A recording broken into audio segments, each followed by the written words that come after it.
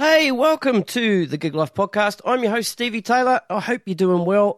My guest today, well, it's Jade MacRae, and she's back. Last time she was on the show was in April 2019, which ended up being episode number 42.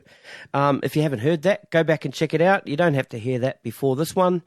This was a catch-up. It's been 5 years. A lot's happened in 5 years. We recorded this at the Starfish Club at Clovelly Bowling Club. It was right before her second sold-out show. I got to hang around after the recording for what ended up being a pretty special gig, and I feel pretty lucky to have been one of the people in that room to be able to witness what was an incredible gig.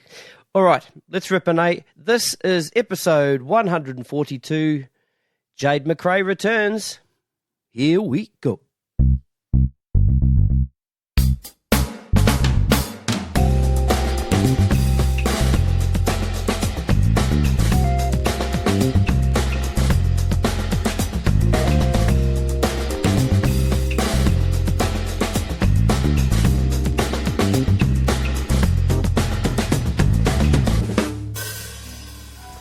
I think we're rolling. Welcome back, Jade MacRae. Thank you for having me. Hey, how are you? I'm good, really good. Thank you. It's 2 months off 5 years since the first one we did of these. Jeez, that's flown by. Yeah, and I probably best prefer this view than the. so we're currently at the Clovelly Bowling Club, which is the Starfish Club. Right? That's right. Yeah. Right. So what's the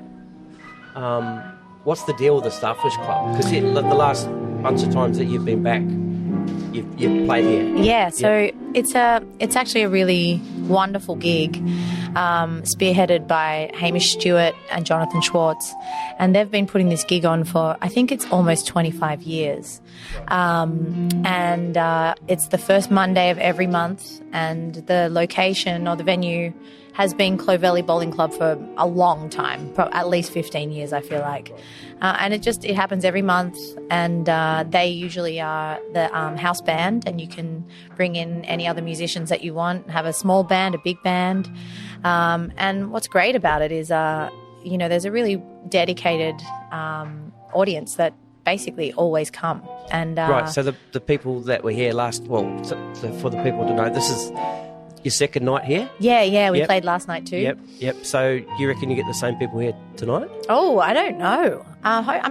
Maybe. Did you recognise them some from the last time you were here? super eager people will come 2 nights in a row. Yeah. But definitely last night there were people who I've seen here a number of times. Yeah, okay. Yeah, so it's really great like that. It's one of the few gigs where I feel like I don't really have to promote, and it's all good. People just come, and that's amazing. These days as a musician, we spend so much time having to promote things and begging people to come and buy tickets or buy this or buy that, and this is one of those rare places where you can feel pretty comfortable that people are just going to come along and have a good time. Yeah, that's cool.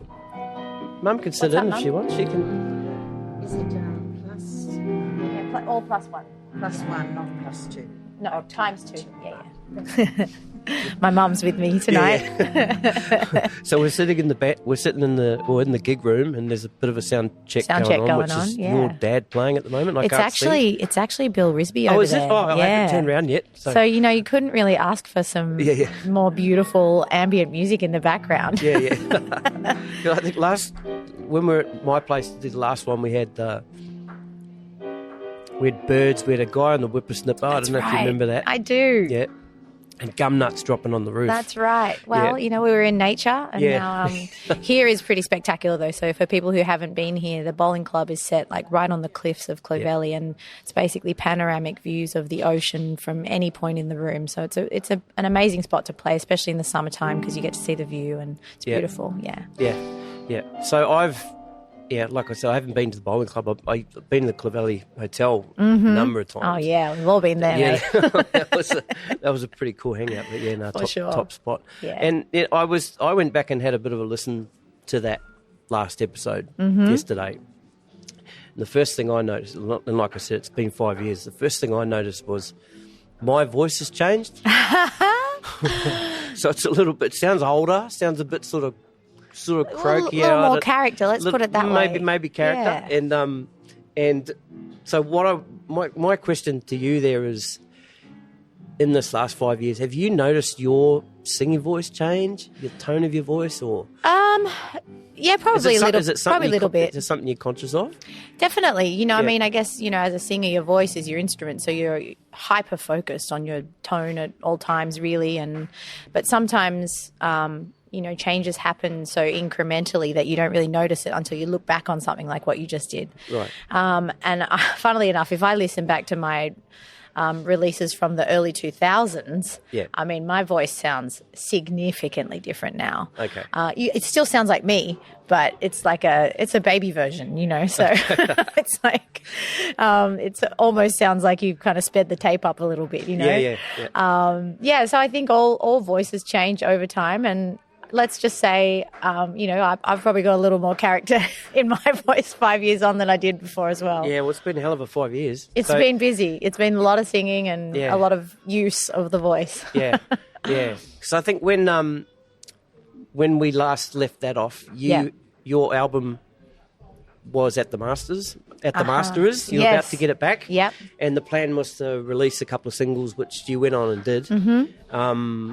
And did you get a chance to sort of tour before COVID sort of kicked in? No, not really. So, it was really unfortunate timing for the release of that album. The first two singles, or at least one single, came out before COVID.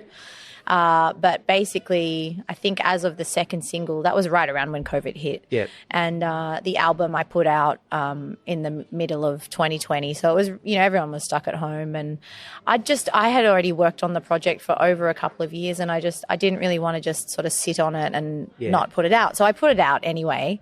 And in the moment, I didn't get to tour around the release.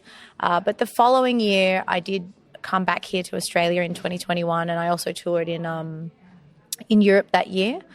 And so it was sort of a belated album tour or album promo. Yeah. But we got out there a little bit. It was a real shame not to be able to just do it in the moment, but I mean, them's the breaks. There were so many other worse things that happened around that time. I was actually happy just to have something to sort of work on and think about in that period, you know, whilst I wasn't actually working on the road or live at all. It was good to have something to sort of put energy into. Made a couple of music videos just at home and, you know, tried to stay creative. So, yeah. Had you done that before, made your own videos? No, I hadn't done it before. So, I just had to go. Actually, you know what? I did do one video myself for an alternate sort of project that I had in about 2012. But started to get a little bit more into making my own videos. But it was just something to do. I mean, you know, we all need all this video material these days because it's sort of the medium that everybody's the most connected to. And so, I had a go at creating some things myself, and it was fun. Yeah, it was a good challenge. And your latest two songs, which we'll talk a little bit about later. You've done videos for those two. I did, I did the videos for those two, and they were really DIY, literally just me on my own. So they look great. It's really good. Thank you. I mean, it was an effort capturing some of it by myself. Yeah. But, you know, like I said, it was a good challenge, and I've always been interested in photography. I'm by no means anywhere near a professional, not even really an amateur, but I do enjoy taking photos, framing photos, and I guess it's just an extension of that interest. Yeah. And just try to, I think there's something really fun about working with what you've got and trying to make something out of whatever you've got to work with, you know. And interestingly for me, like my first video clips I ever made were like big pop productions, you know, at least $50,000 was spent on those videos. They were filmed on actual film and stuff like that. So, like, it's a drastic sort of evolution or devolution from then to now. But I'm enjoying the challenge of coming up with these things. Yeah, that's cool. Yeah. So when COVID sort of hit, you know, that all affected people in different ways. Sure. In that last interview that we did, you spoke of two moments that shut you down, right? So the first one was, you know, you were a singer, and then you went on to do some TV, trying to gather the crowd and stuff, and then, you know, you got sort of bummed because you'd become a celebrity and lost the music. That was sort of one point. Yep. And then another point was sort of the breakdown of a relationship. At that time, you'd made that project and you couldn't release it, right? So did you have a third shutdown during COVID, or no, you sort of came through it good? I think considering the way it was for everyone, I think I weathered the storm okay. Yeah, okay. It was a challenging time. I was in a real limbo actually because I'd been working a lot in the US, touring there, and the new relationship that I was in, which was not terribly new but still newish, was with an American person. And I was on this temporary work visa in the US, and we found ourselves in a real quandary because our tour got cut short and I was meant to fly back to Australia a couple of weeks later. And as the days went by, every day things were changing. Australia closed the border to foreigners. Flights were basically being cancelled left, right and centre, and it was becoming obvious we were going to have to figure something out really quickly, or I was just going to leave, and we had no idea how long it would last and when we would see each other again. So we got married, and it was a real shotgun wedding, real sort of last minute decision. And we kind of joked about it at first, and then just went ahead and did it. Yeah, and in the end, it was great because it would have been a really, really long time away from each other, probably at least a year, probably more. So the marriage allowed you to stay? Yeah, that allowed me to stay in the US. Okay, so, great. yeah, we got married, but then we had also, neither of us at the time had a living situation over there. We were planning to be living in New Zealand at the time. Okay. And we were not able to travel to New Zealand. And so we ended up buying an RV and lived in an RV for nearly 2 years, and which was not... It sounds really cool, but the look on your face is like it probably wears on you. Listen, quickly, right? there's a lot of people worse off than that. Don't get me wrong, but it had its challenges. We were not really set up properly. We were at a friend's property. We didn't have running water in the RV. Oh, so you weren't moving around? We weren't moving around. We just had it parked at someone's house. Were you able to move possibly from state to state? We could have. Yeah. Through COVID? It was definitely not. I mean, it was not shut down really compared to here at all. Okay. And obviously that had its repercussions, but we did have the choice to move around if we'd wanted to, but we didn't. And so look, it was a challenging time. Obviously, the hardest part for me was not the living arrangement. It was just sort of all of a sudden being stripped of my work identity and not knowing what to do with myself and being bored and getting broke and then just really trying to find a purpose outside of playing music. So that was really tough, and I know all my fellow musicians went through that, and everybody dealt with it in different ways. We were lucky where we were living. We had access to some space where we were able to do a huge veggie garden, which is something that I can't normally do because I'm always traveling. So that was a real source of solace for me. The plants were my friends, and I would hand water everything morning and night, and it really gave me a little bit of structure to my life. So that was a real bonus, and learned to bake sourdough like a lot of other people. And we got through it. A lot of new Instagram and Facebook pages came out of COVID. Oh, they sure did. There's a lot of chefs and that's right. I've always carpenters. That's it. I've always been a foodie, but it really came out in full force during COVID. It went to the next level. So but that was one of the things that really got me through. So it was good. Yeah. Yeah, this podcast sort of got me through. I bet was able to go remote, which I hadn't done before, and at the time, it was all really exciting, but it's good to be back face to face. Oh, totally. It's the best. Yeah. And I think we've all had enough Zoom, and it has its place. It's it's really opened up a lot of other possibilities that we were not really open to before. But nothing like face to face. No, they've made plenty of money, Zoom. Oh wow, I bet. Yeah. So you guys. Oh, so is your husband a musician? He's not a musician. He's not? Okay. But he is in the industry. So he, now that I'm touring full-time with Joe Bonamassa, he's in the team for that tour. And he is basically handles all the hospitality for the tour. So, manages all the buses, the dressing rooms, and the catering for the tour. So you're touring together? Yeah, we're touring together. Oh, how good's that? It's great. We really wouldn't see each other very much otherwise. And we are touring together, but we're somewhat separated on the road. We don't travel on the same bus. Yeah, right. Often in a different hotel, but we see each other every day. So it's great. Yeah. Excellent. Yeah. So you're living in Ohio, you said, right? No, we're living in Oregon. Oregon, sorry. Oregon. Sorry. That's all right. Oregon. So what's the music scene like there? Oh, not much to speak of in terms of what I do. Okay. So you've gone and had a look? I have had a look. So I'm about 3 hours from the city of Portland, and Portland, Oregon has an amazing music scene, really cool jazz scene, great soul scene, really great city. But it's 3 hours away, and in the winter it's 3 hours via a pretty snowy mountain pass. So it's not really viable for me to just pop up there and do gigs all the time. Okay. And where we live, we're sort of in the country, and so there is a thriving bluegrass and that kind of country, Americana kind of folk scene where we live. That goes off. There's a lot of that around. But in terms of more soulful music, there's basically nothing in my area. So, we have a beautiful home that we've built, and it's a really lovely retreat from being on the road. A great place to go home and spend 3 weeks. Yeah, recalibrate and just relax. Right. But it's like a holiday at home, right? Literally. Literally. So it's perfect for that. But in terms of if I want to get a local gig, there's not a lot going on. So for our current life status, it's a perfect spot. But we'll see what the future holds. Yeah. Well, one of the questions I was going to ask a bit later, I guess you maybe just answered that, was outside of touring, are you jumping on gigs? People asking you to.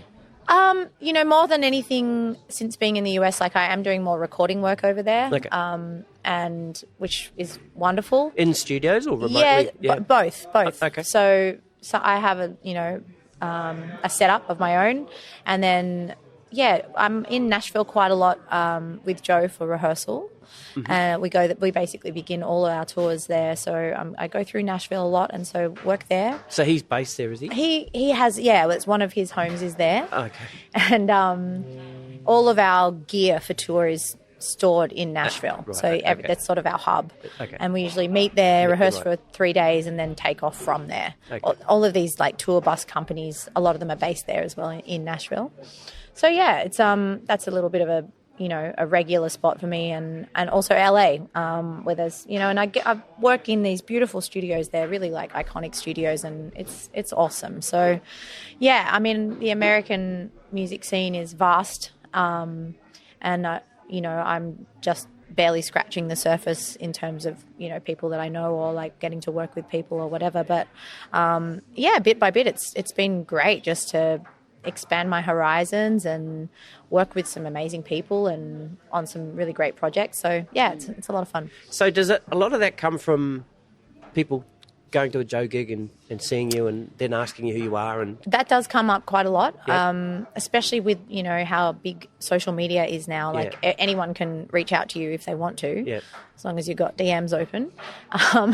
So I get a lot of inquiries through social media.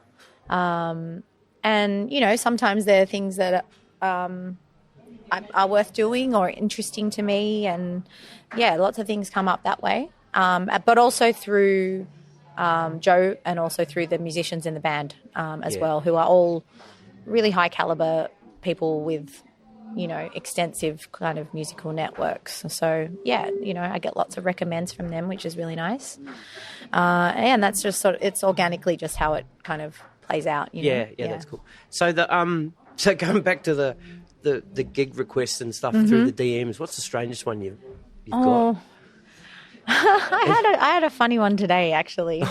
But it was from here in Australia. Okay. And I think it was someone who remembers me fondly from my pop R&B era. And it's someone from the hip hop scene, basically wondering if I want to be sort of featuring on some really hardcore Aussie hip hop track, which I'm open to anything, but and it wasn't that obscure a request, but it was just funny. I feel like I have somewhat outgrown that stage, not to be better than it. I'm just sort of in a different place, and so it was funny. I think some people just know you as something and you stay that way to them. You know what I mean? So, yeah, that was funny. But I mean, I get all sorts of random requests. It's usually for me, the music dictates whether I wanted to get on board or not. So I'll usually just check out their page and see what they're all about. And sometimes, I don't want to rain on anyone's parade, but sometimes the music is bit questionable. So I try to just politely decline or, make up a believable reason why I'm unavailable. Or just don't reply, right? Well, I mean, I try to respond. I'm pretty responsive on my social media. Yeah. And I, it's a lot to maintain, but if I actually have time to read it, and you don't have to start a big D&M with people, but I don't feel I'm not worried about just politely saying no, or at least reading someone's message and giving them a response. Rather, I'm not a big fan of just the don't respond unless someone's being a creep or an asshole or something. Of course, then they can get a hard block. But the reason I asked, I mean, that happens a lot. It does. I know for myself, because the way I contact people, if I haven't met someone through someone, and I think that's how I initially got hold of you. Yep. That time ago. So many people don't respond. Yeah, right. And that's okay. I'm cool with it now. Early on, I think I'm from a generation. I'm maybe at the bottom, at the tail end of that generation, that I find that quite rude. Yeah, so do I. And so to me, it's important to respond. At least say something, thanks, but no thanks, or And to me, that's normal to do that. But I think that's become. It's not required these days, just to not respond seems to be acceptable, which in some contexts I think is fine. If someone is out of line, then obviously you're not going to respond. But if someone's politely approached you about anything, I mean, I'm not that busy that I can't just say, sorry, no, I can't do this. Yeah, fair enough. Yeah. Yeah, but I mean, I get it. When people don't respond, that's fine. Yeah. It's fine. Everyone's different too, Yeah. You've got to be cool with it. Yeah. Yeah. Because I've got my back to the band. There's people coming in. There's bands turning up and stuff. So the eager beavers of this gig like to come very early to secure their tables because there's no assigned sitting in this venue. So the regulars like to show up really early, and we do have a couple of people already seated in the front row. There's quite a few people. Yeah, one table is already fully seated, and the horn section has arrived. And that's about it so far. I think the rest of them will dribble in shortly. Yeah, okay. Let's talk about the band then tonight. So who's playing? Absolutely. Well, Hamish Stewart and Jonathan Schwartz, who are the backbone of this operation, are in the rhythm section, but they are also quite frequently my rhythm section anyway when I play over here in Australia. And they played on your album? They played on the last record, and Hamish is on pretty much all of the new record as well. I think that must be Ben is here. Ben Rogers on guitar tonight. Yep. Just warming up. And Ben actually produced the new record that I've made with me. So he and I worked on that. Sort of started in COVID, actually. Yep. That was another thing that I did to try and stay sane, was I did a bunch of writing, and, we did a lot of remote writing for that. And who else is in the band tonight? Clayton Doley on the organ. Mm-hmm. The horn section is James Greening on trombone, Matt Keegan on saxophone, and Nick Garbett on trumpet. Absolutely beautiful players and wonderful people. And my dad plays piano tonight. And in the BVs section, we have Mahalia Barnes, Rebecca Jensen, Karen Lee Andrews, and my mum Joy. Bloody hell. That's a hell of a band. It's a stellar band. I'm lucky to be here. Yeah, it's really powerful, and being able to, that's one thing about this gig, this particular gig, is you can have this size band and you know that you're going to have enough people here to actually still get everybody paid, which that's, it's a legitimate concern if you want to have 4 singers and 3 horns and 2 keyboard players in your band and make sure everybody gets paid. You got to sell tickets, and it's amazing to be able to just do that here, and people love it. They really get involved, and it's really fun. Yeah. So that, talking about vocal then, so in those situations where you can bring in 4 BBs, right? What's the sort of a minimum that you'd put that in, I would get? That you would put in there? I think for BVs, you kind of want to have minimum 2.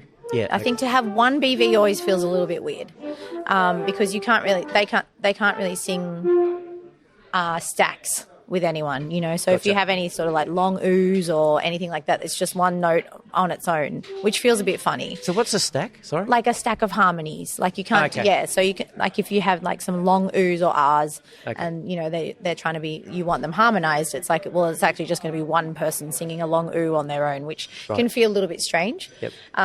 But, you know, fortunately, some of the guys in the band sing a little bit too. Ben's a really good singer.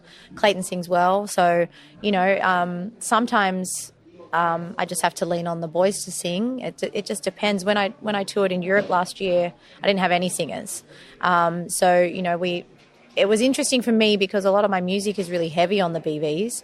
And I had to sort of just learn to sing the songs a little bit differently. And it was a little more demanding for me. I had to really work the dynamic a lot harder without that sort of light and shade of them coming in and out. And just having their support as well. But it was great for me because I was able to just, you know, find a different pathway with the songs and make it work. And, you know, for touring and stuff, it's not always practical to have a giant band like this. As much as I would love it, it's, you know, it's not always possible. Well, it's mostly not possible. So, you know, this is a real privilege to be able to pull the whole thing together like this. Yeah. Good. Let's talk a little bit about the new music. Sure. Right, because I've been cracking those nice. first couple of songs. Thank you so much. So that's really cool. So so that came about through COVID.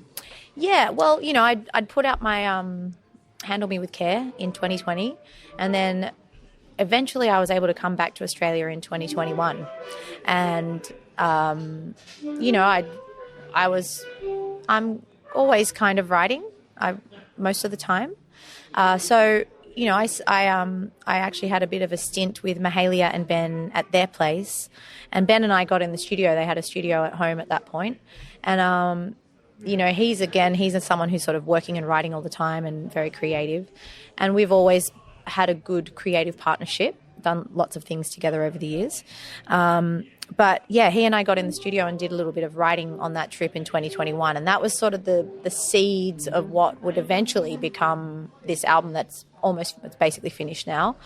So it was funny though, because after that point, everything a lot of stuff happened remotely in terms of the writing, but also the recording. So I'd come back to Australia and we'd try and do like 2 days and record some rhythm beds or something like that. And then I'd go away and I'd do a bit of vocal here, and like it's been recorded all over the world in random places. But we just pieced it together as, you know, best we could. And I don't think it feels that way now that it's finished. But it was a real jigsaw puzzle, like trying to, you know, put it together, partly because of COVID at first, but then also because I still wanted to use my,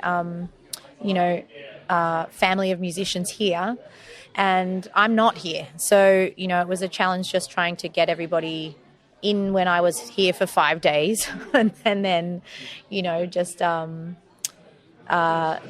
try to do the rest, you know, by long distance. But I don't think it feels like that now that it's all finished and everything is together. I feel like it's all... so it's a little bit more poppy. Hey, Ben, how you going, man? Yeah, Good to see you, bud. It's more electric, this album, you know, like the last one, there he is. We're just talking about you. It's Ben Rogers.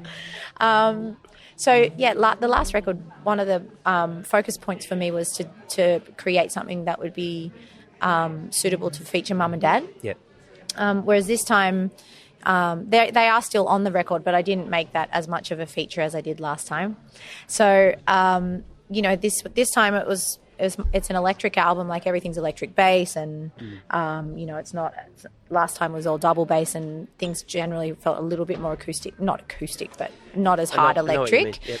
And you know, probably the last record was more 50s, 60s influence. This is probably more 70s. Okay. You can definitely hear that. Yeah, especially with the drums too. The drums seem to have a little bit more backbeaty, exactly. Up in the mix type. Yeah, a bit more punchy. Yep. So Hamish plays on almost all the tracks. Yep. And my brother plays on a couple. So that which your was brother's cool. drummer, right? Yeah, he's a drummer too. So right. he was just there one day when we were in the studio, and we needed someone to play, and he was perfect for it. So it worked out great. Yep. and it's nice to have him involved as well because I didn't get him on the last one. So, Okay.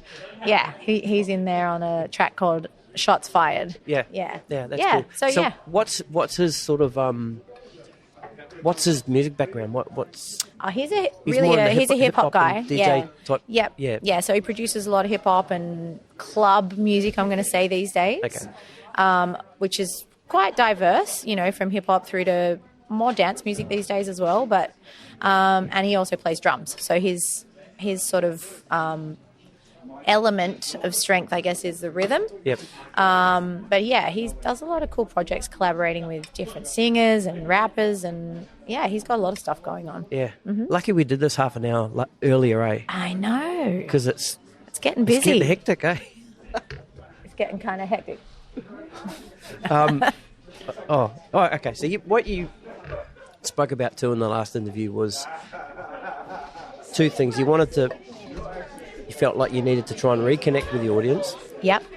And re-establish yourself as an artist. So do you think that you've done that in the last 5 years? Wow. I'm going to say yes. Yeah, I reckon yes. Yeah, I'm going to say yes. That's interesting.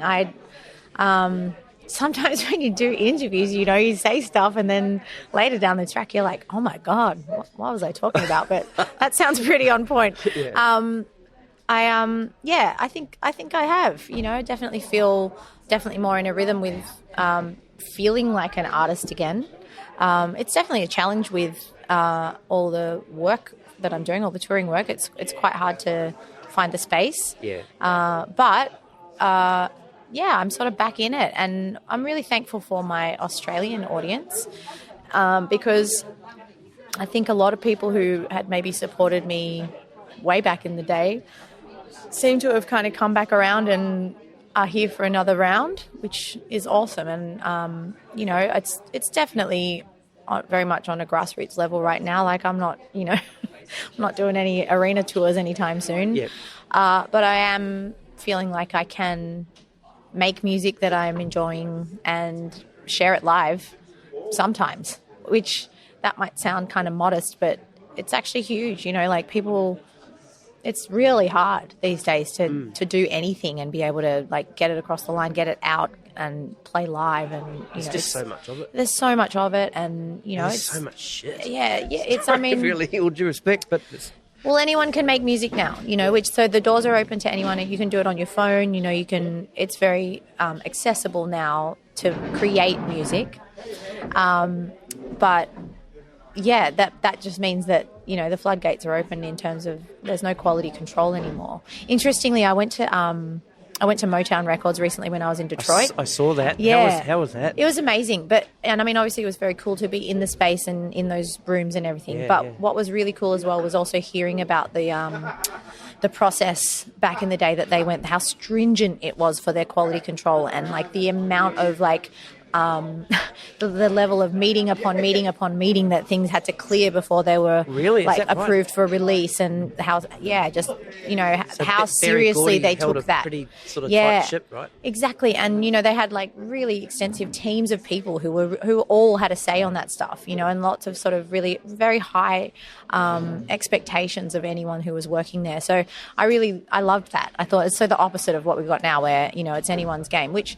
The upside of today's version is that, people who might not have had the opportunity before now have the opportunity, because they have access. But, that sort of comes at a cost too. So, it is what it is. We just all got to deal with it. Yeah. So you're off touring again with Joe? Yeah, in a month from now. Yeah. Okay, right. Yeah. So in that any downtime there, are you planning to... I'm about do your own stuff. Well, sorry. Let's back it up a little bit. So when's the new album coming out? Oh yeah, okay. So that's a really good question, burning on my lips. But